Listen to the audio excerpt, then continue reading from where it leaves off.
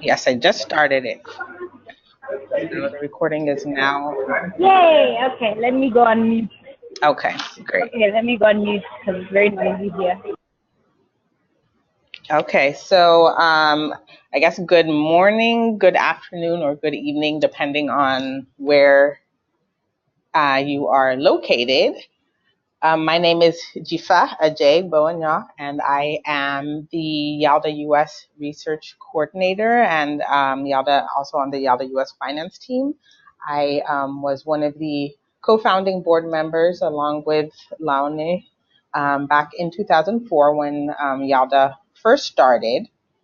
And so I've been involved over the years, and as a member of the finance team, I do a lot of my focus has been on fundraising. So I'm going to be presenting this training that focuses on fundraising and hopefully be able to share a few pointers and tips that can help with the fundraising process for each of the branches.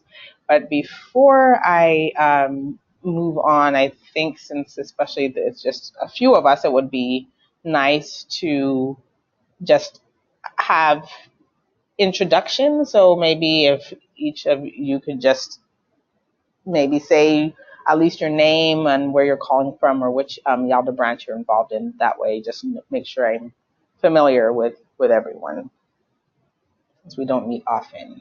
So perhaps Victor, you can, if you could say a little bit about yourself. I think I've heard the name, but I don't think I've worked with you much, so it'd be nice to kind of formally know more about you.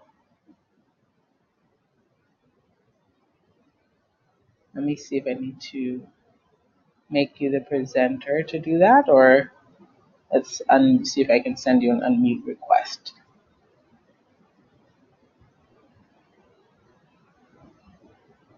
Okay, I see that you've typed in the chat. Okay.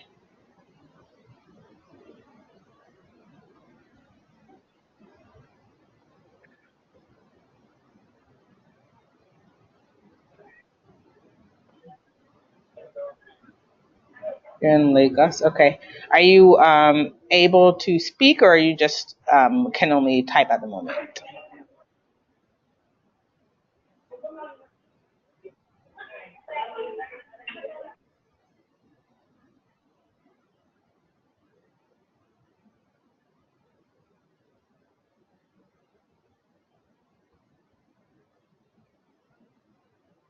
Nice to meet you. I'm calling in from Botswana. Okay. Let me Okay, hang up great. here. I've got two go-to meetings going on, so I think it had an echo.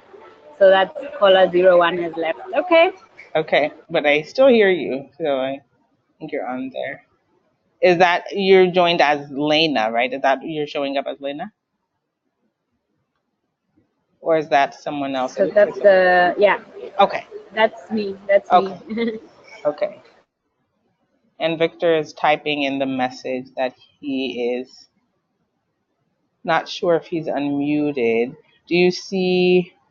I sent a request to unmute. Did you see that on there? I just wanted him to introduce himself. I know he's been typing in the chat.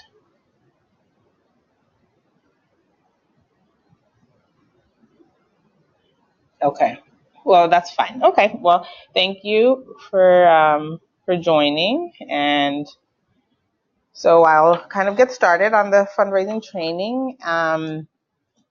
So this is just a brief outline, and I think first want to acknowledge Coco Wang for putting at least most of the slides together, and I've done a little tweaking, but much of the information was put together by her, so I at least wanted to acknowledge her first.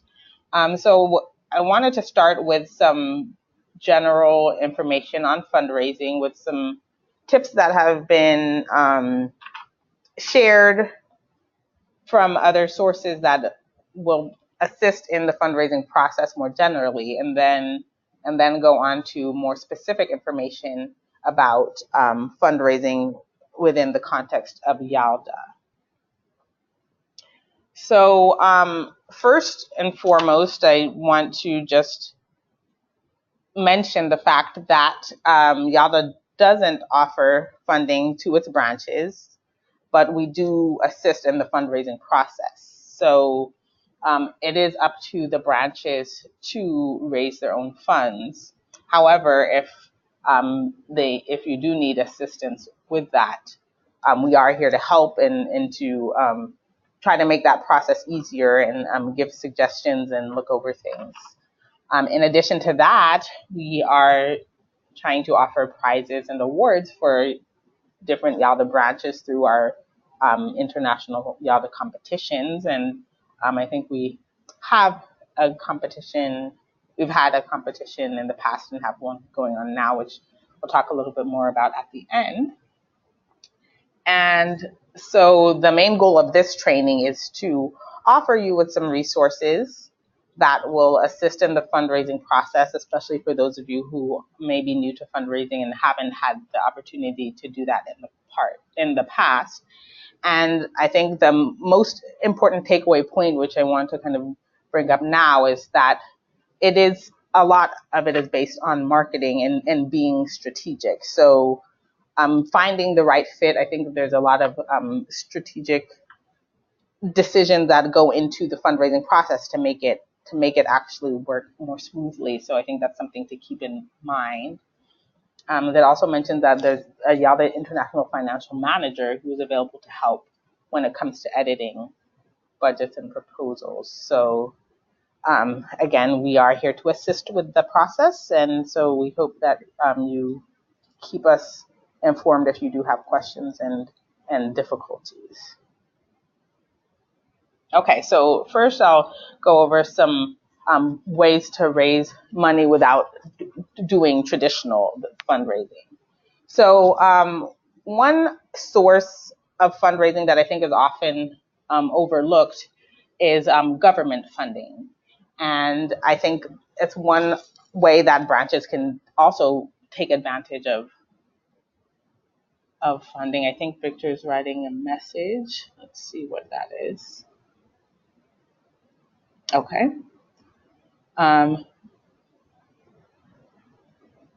Okay. All right. So I'll keep that in the background.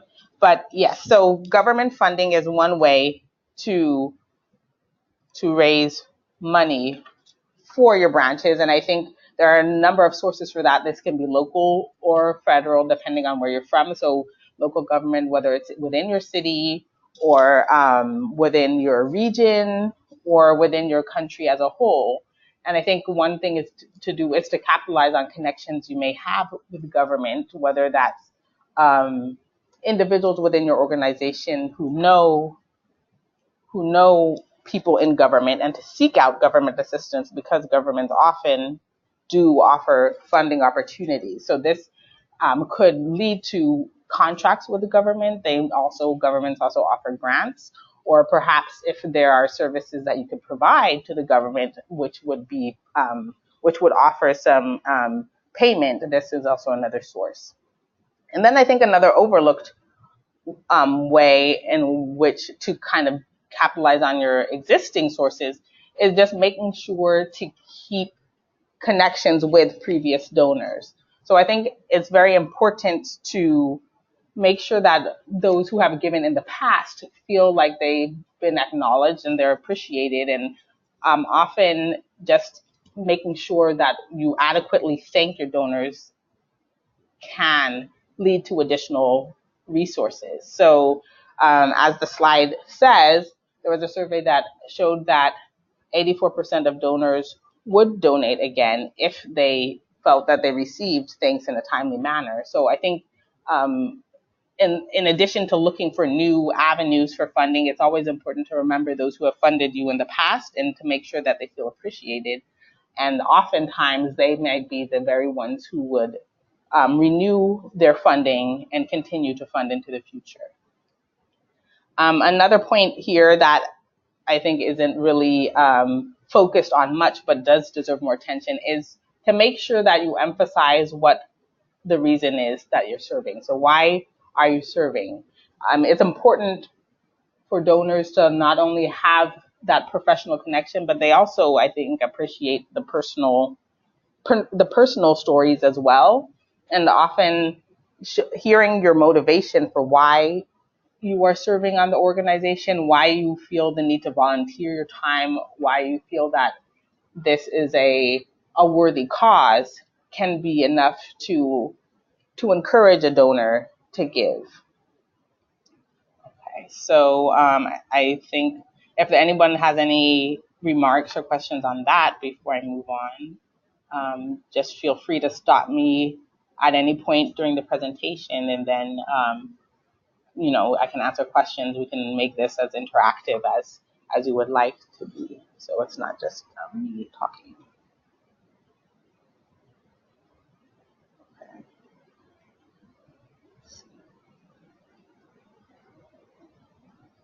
There we go.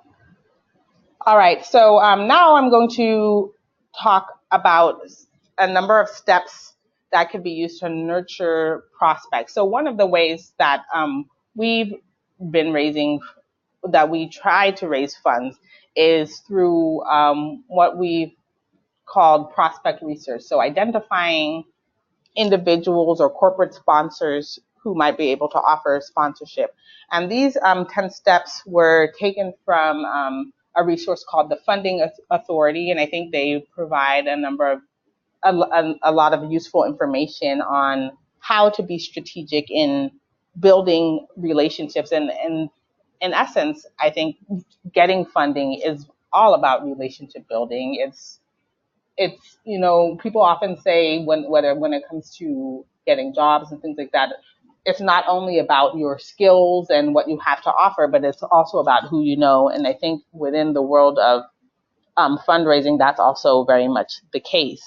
Um, while it is possible for funding to be acquired through traditional means like applications, grants, and other fundraising, a lot of times your best resources are through relationships and personal connections that you do make. So I think that's important.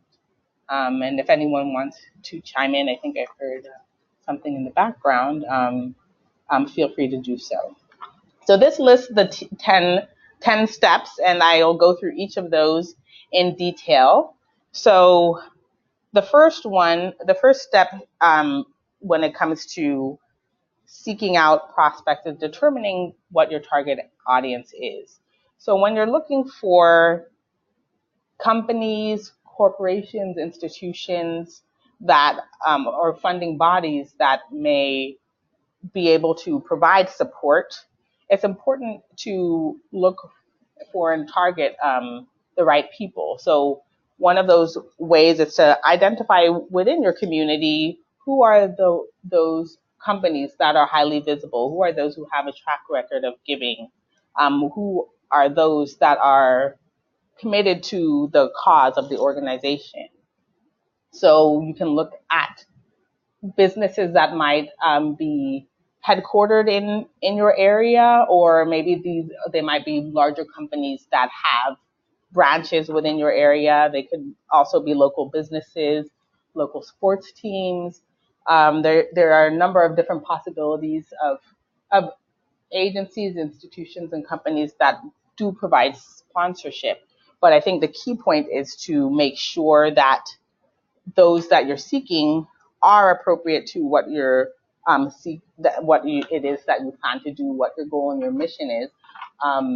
There may be companies tend to mention what their goals are and who it is they like to support. So if you're aligned with their mission, it's always helpful. You don't want to just target a wide range of audience that might be unrelated to your work.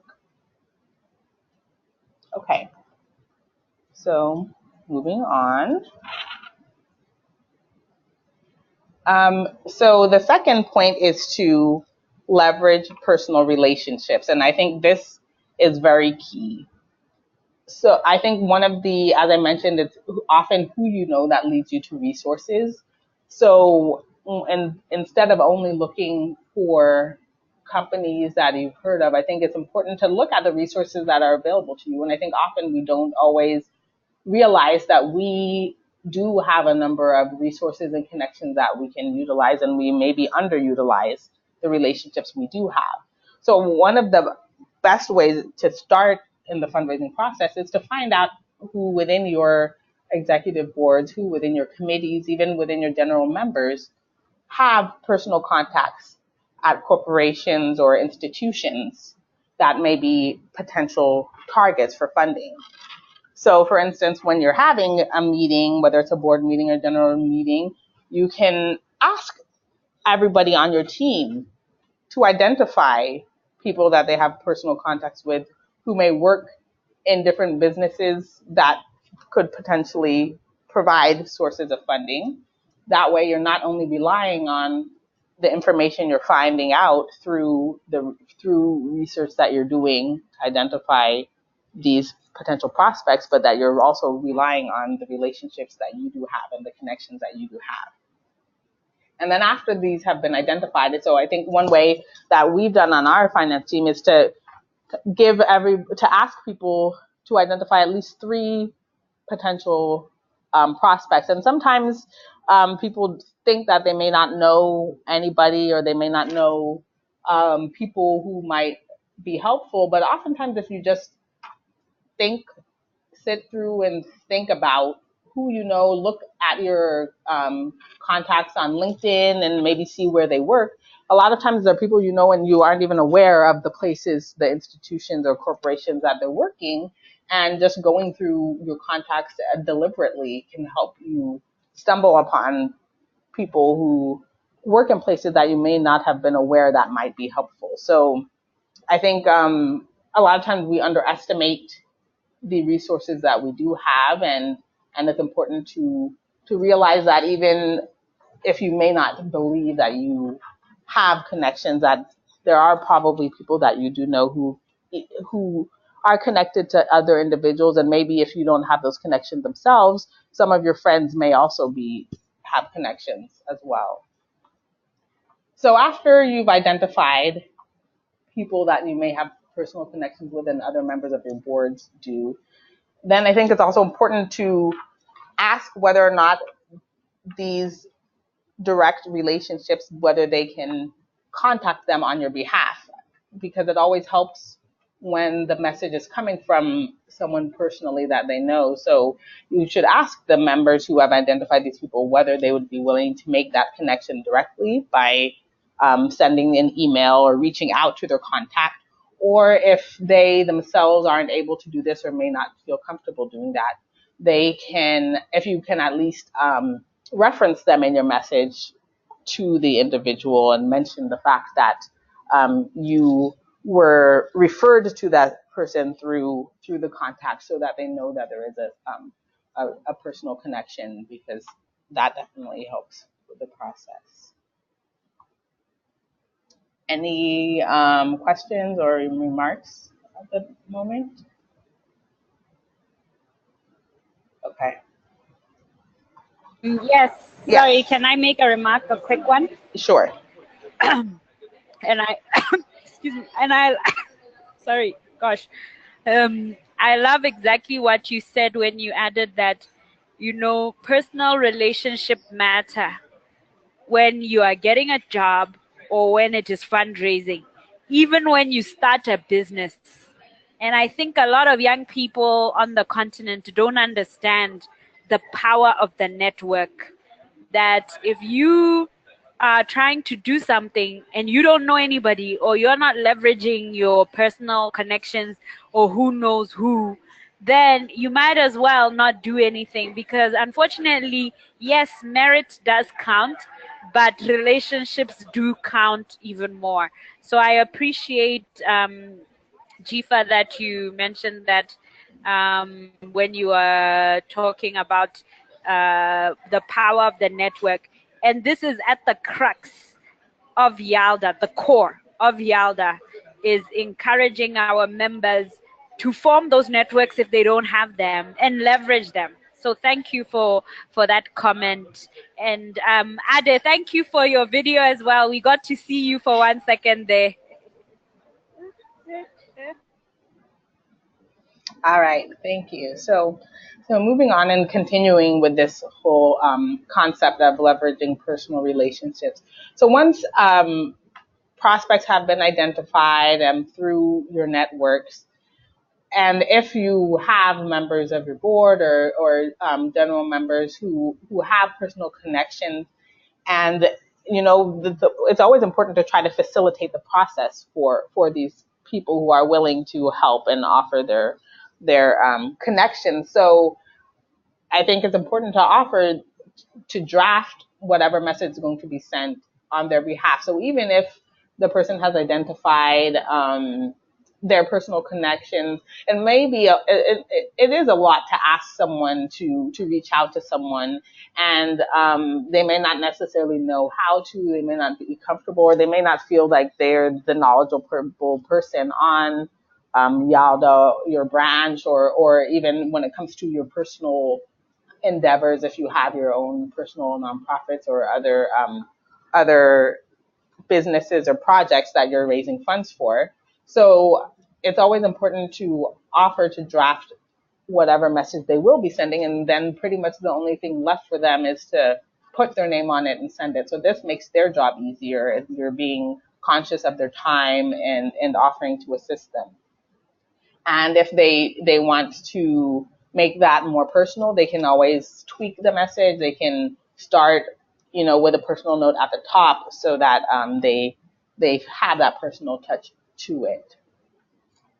And then if even if they aren't able to send the message themselves and you're sending it on their behalf, it also helps that after the fact, after the message has been sent, that the personal contact is able to maybe follow up with this individual and make sure that they receive the message.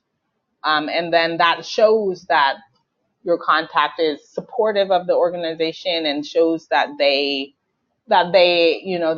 actually endorse the organization, and they're again capitalizing on their personal connection, and people trust the people they know. So when it comes from someone they know, or when they hear from someone they know, it will make them more likely to offer support than if it's just somebody out of the blue who's trying to make contact.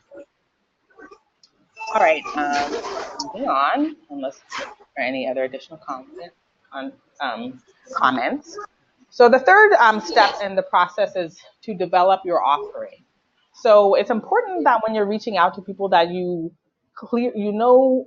have a clear idea of what it is that you're asking for and what it is that you would want from them. You don't want to be vague. You want to be very specific, because donors want to know that their money that they're donating is going to a specific purpose. So it's important that before you reach out to someone that you have a detailed plan, a detailed program that you are presenting them with, and that you also offer a number of options that might appeal to them in various ways. So in order to do this, you might want to look over what you've done in the past, what programs that you have offered, projects that you have started, events that you have funded, to inform the ones that you're planning to do for the future. And in this process, you would want to identify where things might have gone wrong, the areas that need to be improved, shortcomings, obstacles that you overcame, and also the successful aspects of that, so that you can refine the program and kind of tailor it. And then it also helps if you're able to provide information on what it is that you do. So provide some concrete numbers on your impact, who it is that you serve. So if it's an event, you might want to discuss the number of people who participated, or discuss your membership, how many people benefit from your program, and how many people you're expecting to benefit from your program. And in doing this, you also want to make sure that you're being realistic and not being too idealistic, like saying that you're expecting to reach 10,000 people or something of that nature, when that may very well not happen. And then you also want to give some information on your track record, how statistics and numbers on what you've accomplished in the past, how many people you reached, who your target focus is, so the age ranges of the people you, your members, sex distribution, maybe perhaps some information on socioeconomic status. Again, these are kind of very specific and depend on what is available to you. If you don't have some of this information, it might be worth doing a short survey amongst your members or your participants to get a little more information on who they are and their numbers, so that you can create a document or at least some information that you can provide that gives concrete information to your donor, so that they can see what it is that you do, who it is that you help, and make sure and have a better sense of what it is that they will be supporting. Okay. Any comments here? All right. So it's another thing that's important to do when you're developing your offering is to create sponsorship levels that offer benefits to your sponsors for different levels. So oftentimes organizations might have, for instance, a system where they'll have, based on how much the sponsor gives, they might have, for instance, a platinum, gold, silver, and bronze levels of sponsorship. And at each level, there may be specific benefits associated with this. So, for instance, maybe the highest level might have their name and logo on your website, or it would come with certain advertising benefits. They might receive certain paraphernalia or other types of resources. So it's important to think about these types of levels and offer some benefits, so that your sponsors feel that they're getting something in return, because it's a mutually beneficial relationship. And not only are you seeking assistance, but most of the time, these companies and organizations that do offer assistance do so because they feel like it's beneficial to them as well. It gets their name out there. It offers them with potential clients and customers. So you want to make sure that you're offering something to them. And so in addition to levels based on amount, you might also offer sponsorship options based on certain aspects of your project or program. So for instance, if you're doing an event, you might have one sponsor or one company sponsor various portions of the event. So maybe they'll sponsor the main dinner, maybe they'll sponsor the pre-dinner reception, or various aspects of that, or of the project. So those are different ways to provide benefits and visibility to your sponsors. So this is just a little bit more on the benefits that you can use and how to recognize sponsors, to encourage them to continue their sponsorship. So one of them ways to do that is through promotion. So you would promote your sponsors prior to your event or whatever program it is. If what you're raising funds for is an event, you would invite them to participate in the event and to attend it. Also, a very common way that sponsors are recognized is by including their names on the website as sponsors, or including links to their website on the sponsor on your own website. And this also helps to generate traffic for the sponsor, and market them as well.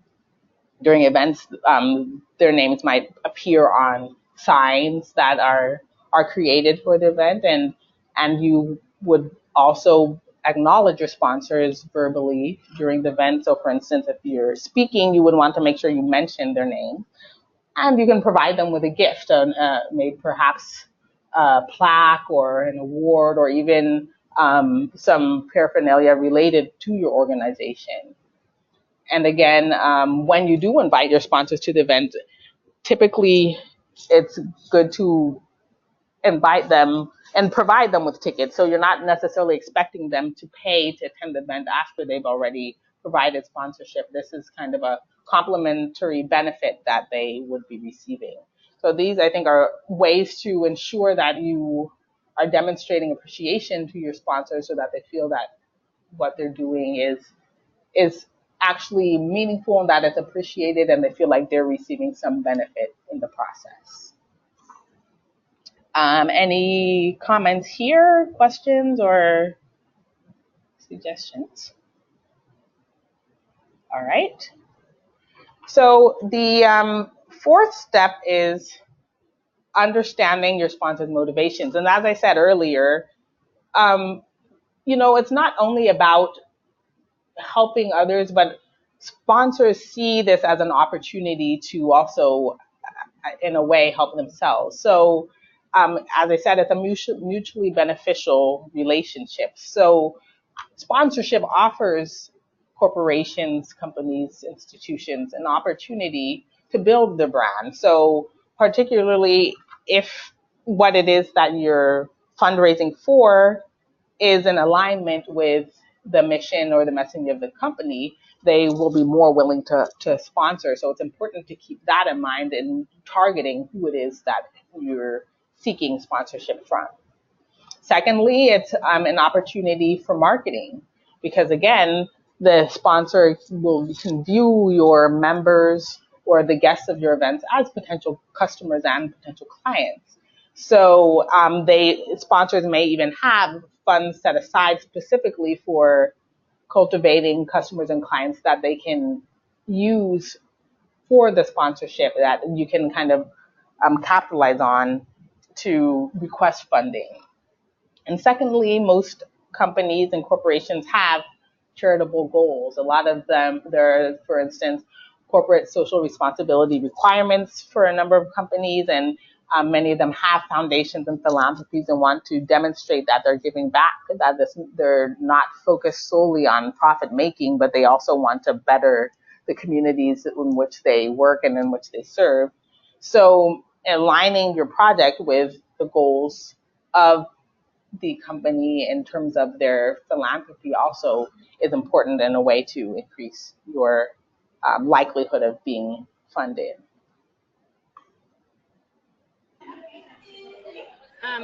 If I can, if I can make a comment on that Yes. aspect, and sorry again, it's so loud. Um, Meeting the charitable goals on the African continent, we know they are not obliged to have social corporate responsibility, but the companies are really, really trying. And what we have as young people is that government is actually asking companies what are they doing for the youth.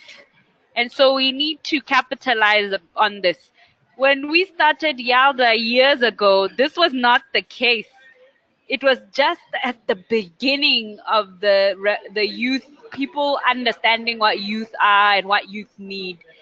But today the movement is even stronger, and so we need to capitalize on this when you think about approaching a company and what is it that they're doing in the youth space, because many now are doing something because they know there's a ticking time bomb.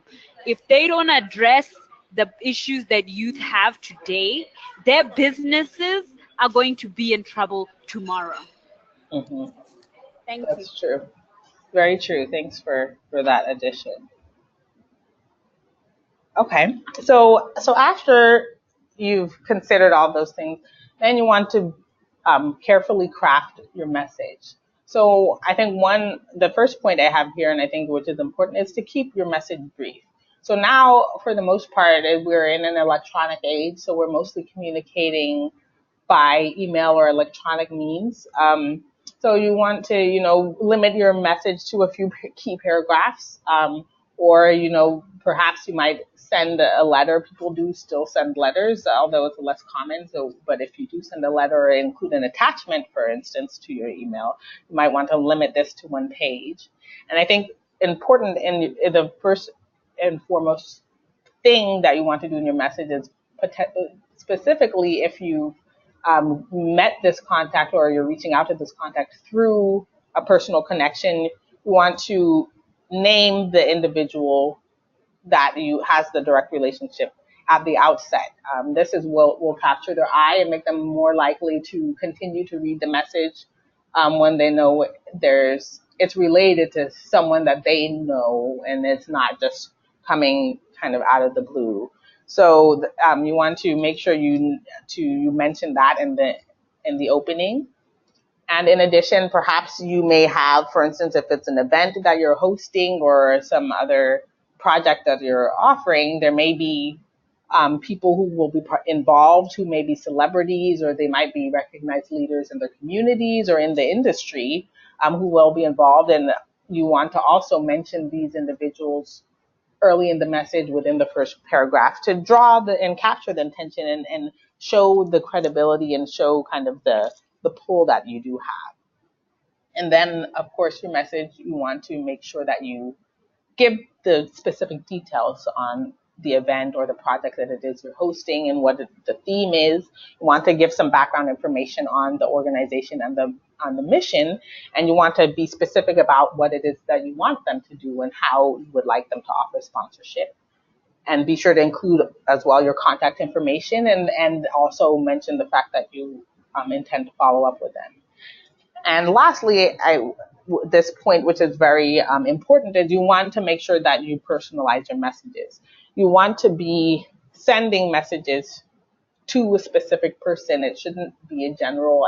And again, this draws on the fact that it's important to look at who you know. So you want to be sending your message to someone specific within the organization. General kind of to whom and may concern messages are less effective. And although it says not to send them, there may be times when you need to, but if you don't know someone specifically within the organization, make sure you do enough research to see if you can find and identify that individual so that you can direct your message to someone specifically, because you'll have a much more effectiveness when it's directed towards someone specifically than going to a general inbox that may not be checked or things of that nature. So do spend time in trying to identify the specific individuals, and hopefully if you've been reaching out to your members and your other board members, this will be someone that you've been personally introduced to through a contact. And I would say sometimes you also have to be creative on how you might reach out to them. Because, for instance, in our processes, you've encountered situations where you may not necessarily have a personal email for an individual at a company or organization. So sometimes they even use social media to reach out to individuals, so such as LinkedIn, even through Facebook. Those are ways that you can send messages to at least ensure that you're contacting the person, because not everyone makes their email address publicly available, and it's not always easy to find personal emails for everyone within a team or within an organization. So you may have to be creative in how you connect with that person if you aren't able to reach them in typical by typical means. So the sixth step is outreach, and here this slide mentions 3 types of prospects, and this is ordered in order of importance. So this is kind of reiterating things that I've mentioned before, but I think it's important to do that. So the first of these is your previous sponsors, and I think it's always important to look at who has provided sponsorship in the past, and those should be your first target because they've already demonstrated that they're interested and willing to support you, and they may be able to repeat their support again in the future. I think it's also important to note that sometimes this may not always be successful because different corporations and sponsors may only have limitations on how often they can sponsor an organization, and they may only provide sponsorship once and then try to make sure they're reaching a range of people. So it is possible that you may not have success necessarily with repeat sponsorship if some companies feel that they want to make sure that they're supporting a wide range of people and instead and may only offer sponsorship once. But it is important to not forget those who have provided support in the past. And then secondly, your reference sponsors. These are the prospects who you were recommended by through personal contacts. So that would be the second group of people to reach out to. And then lastly, after you've exhausted those resources and focused on the ones you've received support from in the past and those you are connected through personal connections, then you can reach out to new sponsors. And it's important to realize that this is often the most difficult because, again, who you know is important. So be prepared for perhaps not having as great a result when it comes to reaching out to new sponsors, but nonetheless, it's still important to try to reach out to these. And perhaps if you're less focused on the outcome and thinking of it more as a process, you can create goals of how many new sponsors you wish to contact within a certain time period, and of these, how many you hope to hear back from, and how many you would like to schedule meetings with. But just because a sponsor says that they're not able to provide sponsorship at this time doesn't mean that you need to rule them out completely, because these may still become potential sponsors in the past, and now they've been introduced to you and to your organization. So it's important to keep that in mind as well. All right. If I may add, Yes. can I add a comment? Mm-hmm. And Ade, please, we haven't heard your voice, Ade, so we would really love to hear your voice as well. So you can feel free to comment. But the one thing that I wanted to add is that when you have programs, yes, indeed, that sponsor might not be able to sponsor you again because they have to diversify and look at other places to fund.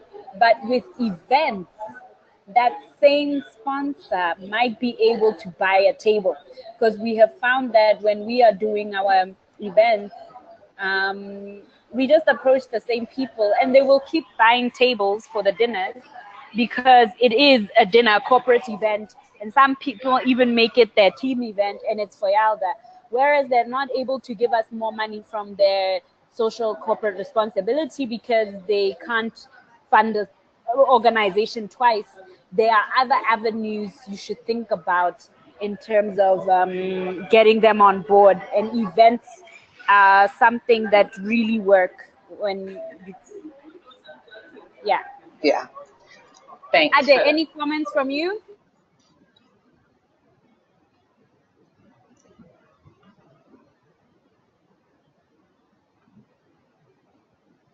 Okay. Well, feel free to comment at any time. We hope we'll hear from you at some point during the presentation. So the seventh step here is following up. So it's important to remember that the onus is on you to reach out and to connect with this individual. So don't assume that they will necessarily reach out to you, and be persistent. So after you've made your initial contact, you want to make sure that you follow up. For instance, within a week, if you haven't heard back in your initial message, follow up by phone, by email, or by whichever means it is to ensure that the individual received your message. And if you don't receive a response, don't interpret that as a no. I think it's important to, as I mentioned, to be persistent and to continue to reach out. A lot of times these individuals may be busy, they may not have seen your email, or they may not have gotten around to it. So a lot of times, additional messages can come as a reminder if they may not have gotten back to you yet. So it's important to continue to reach out, and in each message, try to make it a little bit different. If there's more information that you have that might perhaps assist them in making the decision about sponsorship, include that each time you do reach out to them. Or if you feel that perhaps if another person within your team attempted to reach out to them, that you might have some luck with responding, that's also something that you can try if you still haven't heard back. So it's important to be persistent. I think at some point you'll have to decide whether to continue to go after an individual or to move on to someone else. So continue to be persistent and give it time. However, you can only give so much time, and at some point it may be worth realizing that you may have to move on. You also don't want to get to the point where you feel like you may be pestering the individual. But I think if you have contacted them up to, I would say even up to 5 times would still be appropriate to reach to try to make contact with them if and hope to hear back from them, and then perhaps after that you may you may not you may want to decide that you need to focus your efforts on someone else. And also, I think it's important to keep in mind that your goal isn't necessarily to get someone to agree to offer sponsorship right away, but sometimes your goal is just to at least be able to schedule to meet with the person in person, or to meet with whoever within the company might be in charge of sponsorship. So that, I think, it always helps when you get to have that face-to-face time, and that gives you the ability to to to sell yourself more. So when you have that additional time, and again, even within this case, you want to make sure that you limit the length of your meetings, because everybody is busy. So try to keep it to at least half an hour, um, to be brief and direct, and make sure you're to the point. And you want to be ready in case on the spot they do say that they're willing to sponsor you. You may need to have, for instance, some type of contract prepared that would need to be signed, or some kind of documentation of that sponsorship. Okay. Next step is to be creative. So you want to make sure, again, the focus is on being strategic in terms of who you target and how you sell yourself. So be creative in terms of being able to tailor what it is you're offering to the goals of the sponsor. Find out what it is that they focus on, what their goals are, and then try to design your program in such a way that it might address their goals or their needs or their mission. And again, you should not see, if someone doesn't agree to sponsor now, it might not necessarily be that they don't ever intend to sponsor. It may be that they might sponsor in the future, and maybe an indication that the information you provided isn't adequate, and you may need to find improve the information that you're providing to them to make them more likely to make a positive decision. Then the ninth step is to deliver what you promise, and this is very important. I think once you receive sponsorship, you want to make sure that you meet the expectations of your sponsor and that you exceed their expectations. So whatever it is that you're fundraising for, your event or your project or organization, once you receive funding, you want to make sure that you're actually fulfilling what it is that you propose to fulfill. So you want to have someone who can keep track of whatever terms of the relationship that you may have specified at the outset, to make sure that you're fulfilling whatever commitments that you agreed to fulfill. So if you entered into a contract with them, you want to make sure that you're fulfilling all of those terms. And again, once the sponsorship has ended at the end of the event or the project, you want to make sure that you express your gratitude. And it's a very important to say thank you to the sponsors, because they can sponsor again, and this is where you can provide details on the success of the project, and how their sponsorship helps to make the project a success. And lastly is to have passion.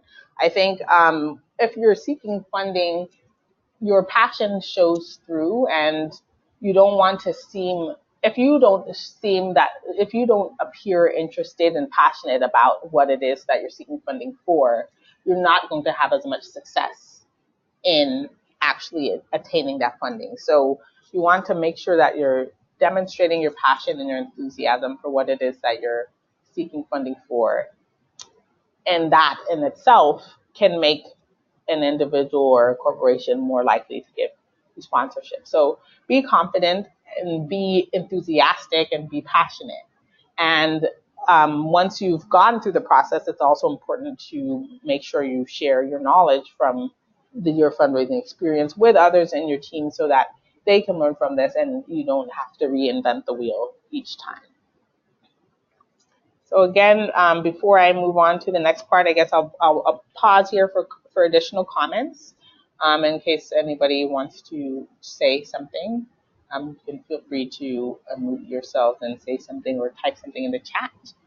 And now I'm going to go into some more specific fundraising techniques and suggestions for Yalda.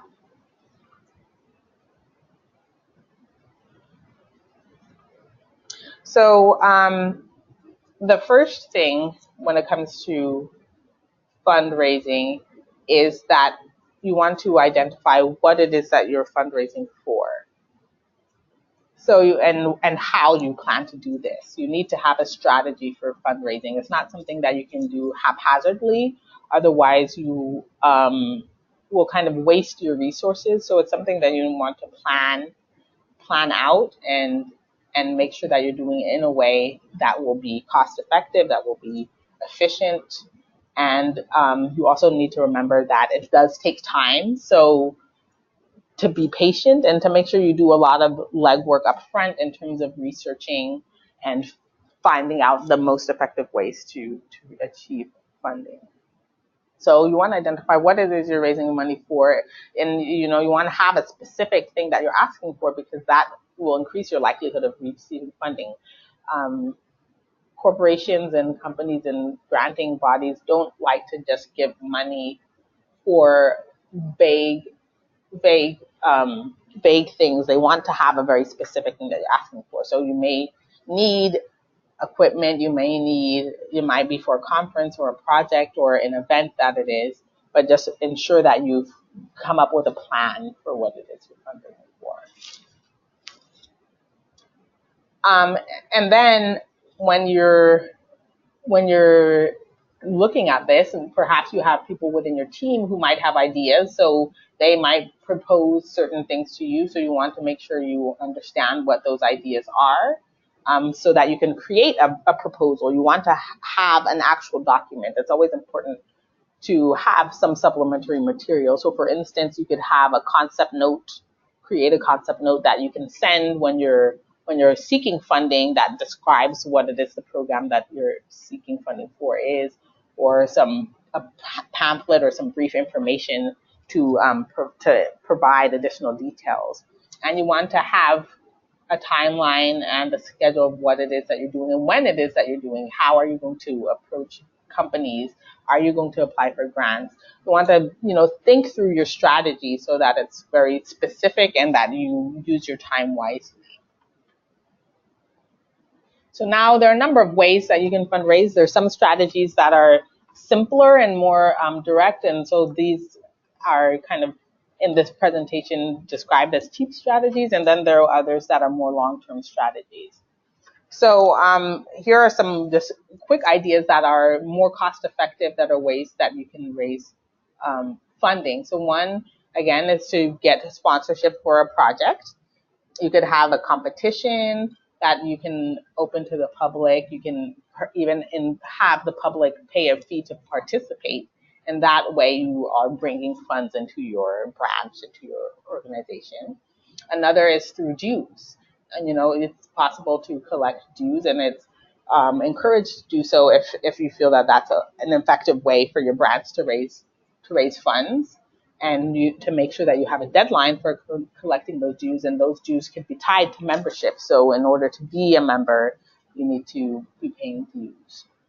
You could also charge fees for various events that you organize, so fees for participation.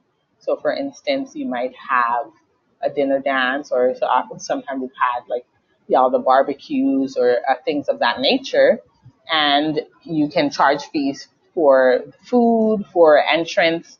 You can also get companies to donate things that you might need for the event, and offer free advertising in the process. So for instance, you might be able to get them to donate the supplies or the food for the barbecue and things of that nature. Other things you could do are, like, for instance, here mentioned the sponsored walk, or an event that creates publicity. And again, you want to reach out to individuals within your community that you know through your prospect research to also seek funding. So these are additional ideas that have been proposed and that have perhaps been tried by several branches, such as the Yalda raffle, various competitions. You can also ask companies for in-kind donations. So even if they're not able to offer money itself, they may be able to offer other items that you might need to be effective and to function as a brand. Like, for instance, you might need some computing equipment or other types of equipment that they may be able to offer, or perhaps some services. If it's an accounting company, then perhaps they can offer auditing services or other types of services that you may need. Another way, another kind of cheap strategy for raising funding is through public fundraising campaigns, and this is something that the other branches have done. And so this could be through, for instance, a common way now, since a lot of our world we live in an electronic age, is through crowdsourcing websites. And these are websites where you create a fundraising campaign and you share it with individuals, so that individuals are donating. So here you're not seeking funding from a company or a business, but just through individual donations from friends, family, just the general public. You're trying to raise funds through pledges and donations. And again, you want to contact organizations that are local to you and ask them not only for funding, but for ideas and assistance with fundraising. Okay. I don't know if anyone might have some additional comments here before we move on to the long-term strategies. But I will continue, and being mindful of the time, so I'll make sure that we have time for that. Any comments? I hear a microphone. Yeah, the immediate past slide, you were too fast. If you can go over it again. The immediate, could you say that again, please? The previous slide. Oh, okay. Yes. So here are just additional ideas that you could try for raising funds. So some of them, like for instance, the first one talks about having a Yalda food or drink stand at an event. So maybe you can sell foods, something that members within your organization could provide as a way to raise funds, or do it holding a raffle. If you're able to get donations of prizes from your membership or from companies, you can raffle off different prizes and raise money by selling raffle tickets. So maybe you might have restaurant tickets or some type of gift or artwork or any type of gift that you think would be worth providing that you can raffle off. Or you can do, offer services like hosting a car wash, a yard sale, cleaning up an area or cleaning something, and charging fees for those kind of jobs that you do. And here mentions food competitions, but you can also have other types of competitions that you feel perhaps that are relevant to your branch.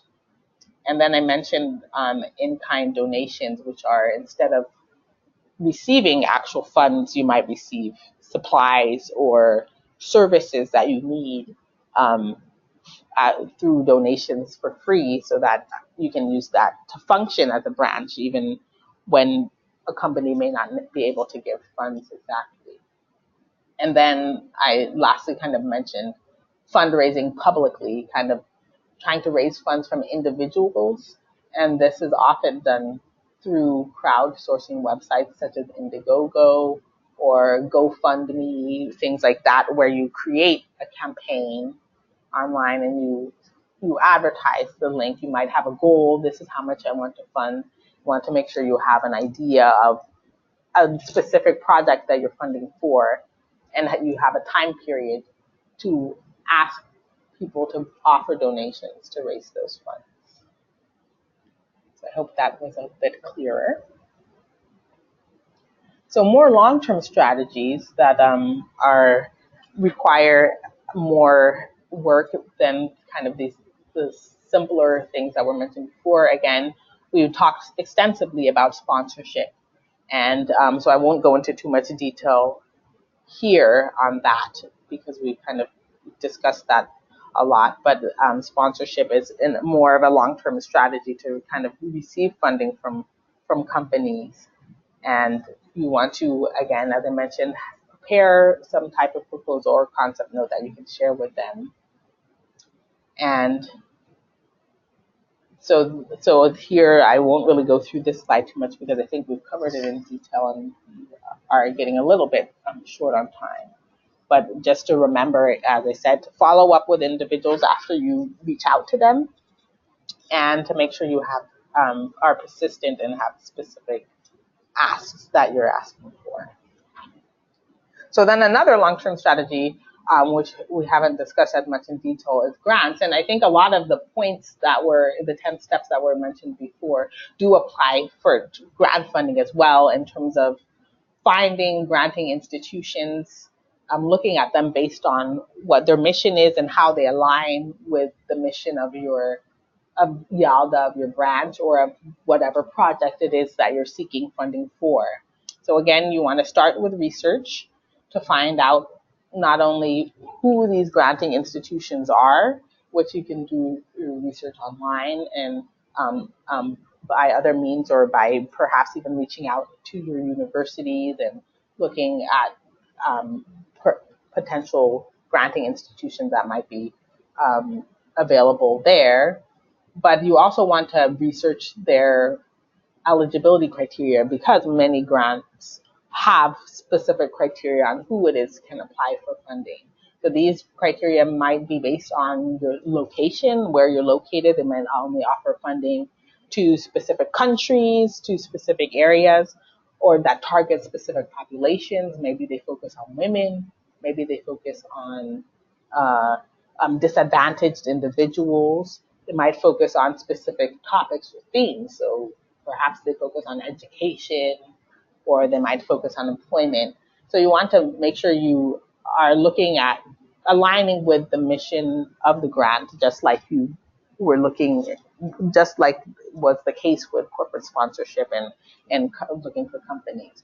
There also might be limitations based on legal status, so whether you're registered legally or not. And then there are also various types of grant funding that are offered. So it might be funding for a project versus core support, which might be more logistical, kind of administrative funds that are offered not for a specific project, but for the organization as a whole. So you want to be aware of all those differences when you're researching grants for funding, and make sure that the ones that you are planning to apply for, you know that you meet the criteria for. And in addition, you want to be aware of their deadlines, because most grants do have a period that's open for accepting applications, unlike perhaps looking for sponsorship, which you can do year round. So another step in the yeah, go ahead. If I may comment? Yes. My comment would be, a lot of times, I know even at YALDA, we get frustrated with what the donors want, and we think, we're not really going to do this grant application because we are not really doing this as YALDA.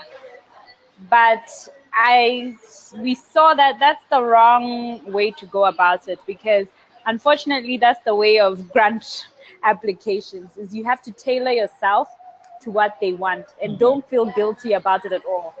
We need to have the funds, and that way we will be able to show that we can do certain work, and later on we'll be able to get funds for what we really want to do. And I say this because you would be shocked to know that this is what the United Nations does. So I worked at the United Nations, and I would go from country to country looking at their projects. So they have the regular budget, and then they have the extra budgetary funds. So the regular budget, unfortunately, is very small.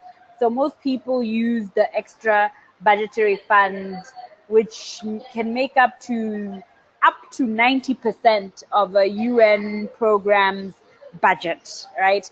But the countries or whoever is giving that money earmarks it for certain projects or programs.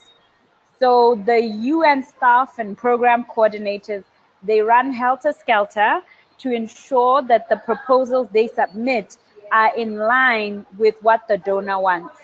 Of course, it's a challenge because then you're not doing the work that you think is most important, because of the fact that you're doing the work that the donor thinks most important. But it is important to get your foot in the door so you can show that you could do that, and then you will be able to do what you need to do later. But it's a good way to prove yourself and prove what you can do.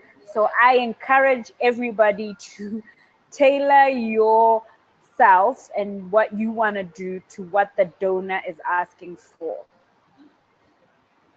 Yes, that's important. So I think those are, yeah, like I think that's something that can be emphasized enough, and we discuss it. Tailoring, being strategic. It's all about being strategic and being creative. I think those are key points to remember. Then a lot of times, kind of a next step in the grant application process is you may need to submit, for instance, a letter of inquiry if you've identified a granting agency and are trying to determine whether or not they're accepting grants, or if they've already indicated that they are. They often might have a two-step process where you need to submit a letter of intent, and then they will then kind of screen those letters before they move on to the full application process. So that is something that you would want to prepare in advance. And again, you can reach out to us for assistance with that or samples. And then afterwards, just as in the case with contacting sponsors with prospects, you want to remember to follow up if you're expecting a response from someone when in the grant application process, to ensure that they received your information and that you are able to move on to the next step. And then finally, then you would actually do the application itself. Once, if it is a multi-step process and you've been selected to go to the next round, or your based on your letter of intent, or in many cases you just submit an application itself and may not necessarily have to start with a letter, but then you would work on creating your grant proposal. And grant proposals vary based on who you're applying to, but some of the materials, the basic materials that you're often required to include in your grant proposal include um, a description of your organization, of the structure, of its history. So that's some type of material that you want to make sure you have ready. And the good thing about when you do these grant applications is once you've done one, then you have a template that you can use for future grant applications. So you're not always preparing this information from scratch. You kind of have boilerplate language that you can use in future applications. So that's something you want to make sure you prepare your description of who you are as an organization to use for your application. And then, of course, you'll also have to provide a description of whatever the project you may be applying for funding for, and justify that. And you want to sell the project, sell its importance. Why is it this significant? Because that in itself is kind of how granting bodies determine whether it's worthy of being funded. Then your grant application will always include a budget. So that's something also that needs to be prepared, and different granting institutions might have different requirements for what is included in the budget. And it typically will have a line item budget where you have to specify each thing that you're requesting funding for that will be involved in the project. And then they may also ask for some information about your financial history, funding that you've received in the past, and things of that nature. So those are some general things, and of course it varies and are more specific depending on what it is you're applying for. But those are some of the types of materials you'll have to keep in mind that you'll need to include in a standard grant application. Then once all of this has been prepared, has been reviewed, has been revised and finalized, then you can submit your grant application. And if you do have a personal contact, you want to make sure they're aware of the fact that the application has been submitted, and perhaps follow up with them to find out the status. And sometimes it can take time to hear back on grant submissions, and it is important that you do reach out if you haven't heard back in the time that you expected to find out what the status is, and see if you will be getting a response and some information about the status of your application. So Can I think, comment here to yes, Jifa, yes, and go just ahead. once again stress the power of the network. Yes.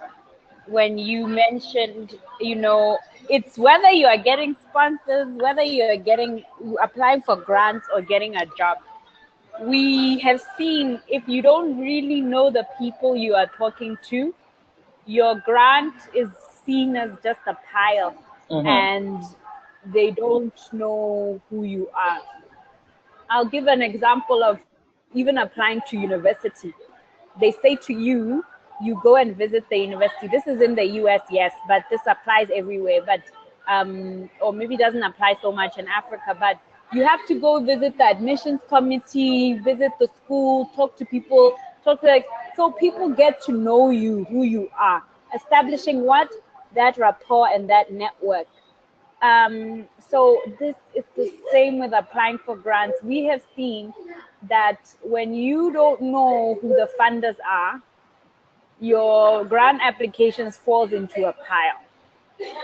And when they know who you are, we're not saying even mediocre quality will come through, but even if, let me say it like this, your project can be the best of the best, and you can show your grant application can be superb, but they don't know who you are, they're not gonna give money, but they will give the next best of the best the money, because we Mm-hmm. only at Yalda, of course, do grant applications that are fantastic and the best of the best, and they'll give that the ones they know the money. So we want to be at Yalda the best of the best that knows the who's to be known in the fundraising circles. Yes, that's very important. And yeah, that's even when it comes to grants, which may seem like they're just based on your application. Again, that shows that it's always who you know and who knows you that matters. That matters first and foremost. So to just summarize, I think there are a number of strategies and ways to to raise funds, and sometimes it can seem overwhelming and like a daunting task. But I think it's important to be optimistic and to realize, as Loni mentioned, that now and more there are companies and organizations that are willing to fund youth-based projects, and people are recognizing the importance of youth in settings such as Africa and other places. So I think there is a lot of opportunity and funding out there, and the main goal is just identifying what this is and being strategic enough and to actually secure those funds. So I think it's important to stay optimistic and to not get overwhelmed by the process, and to recognize that there's a lot of opportunity there at your disposal, and it just requires persistence and patience and continued efforts. And then lastly, as I mentioned before, is, Yalda is here to help. And while we can't raise funds for each individual branch, we are here to offer assistance. So if you are running into any issues or need additional assistance beyond what was presented in this training and what has been specified in the branch action plan, feel free to reach out, and hopefully we can guide you to different resources that can assist you in this process. Now, this is just a list of a few of the references used for this presentation, which if you want to look more into, you can do so. And I also, before we end, want to make sure to make a few announcements. The first is that the quarterly reports are due December 22nd, so that's this coming week. And the link for submission is here, so please don't forget to do that, whether you're a new or an old branch. We want to have your quarterly reports. Next is that the IEC, the National Executive Committee, is that what it stands for, I believe, that they are also seeking applications for the committee, and those are due by December 29th. So that also is coming up. And so if you want to have a more involved role, you can join the IEC and basically apply for those positions. And lastly, currently Yada is hosting the Be the Difference campaign, which is a social media campaign which you may have seen advertised previously. The deadline for this is December 31st, so the end of the month. And if there are any additional details on these announcements that you would like to add, please feel free.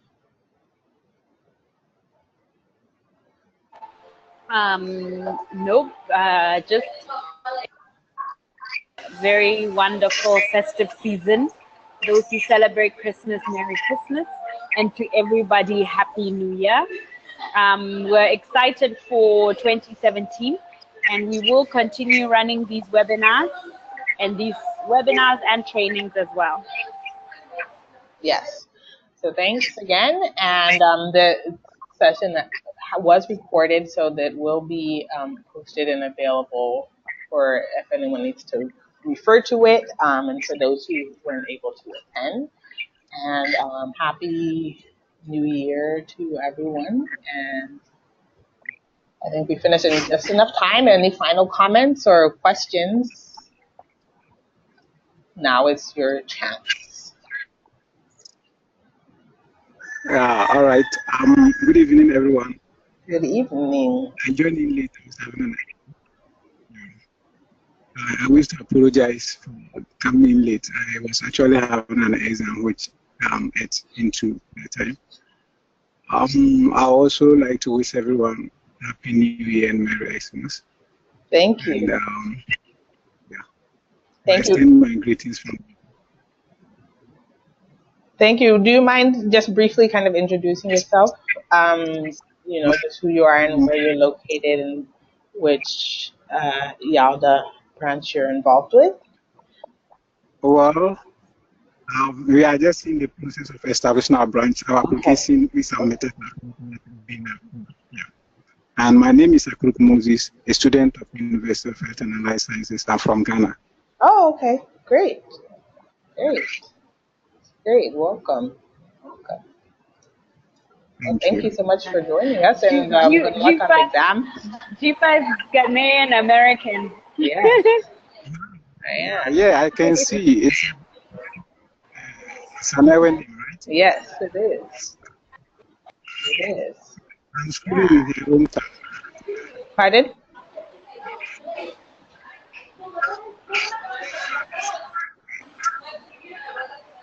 What was that?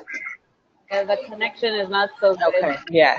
I Well, didn't hear him either. yeah. Well, welcome and good luck with the exams and with the branch starting process. And we are happy to have you. Okay. All right. So I think we finished just in time. And again, this will be Oh yeah, yes. online.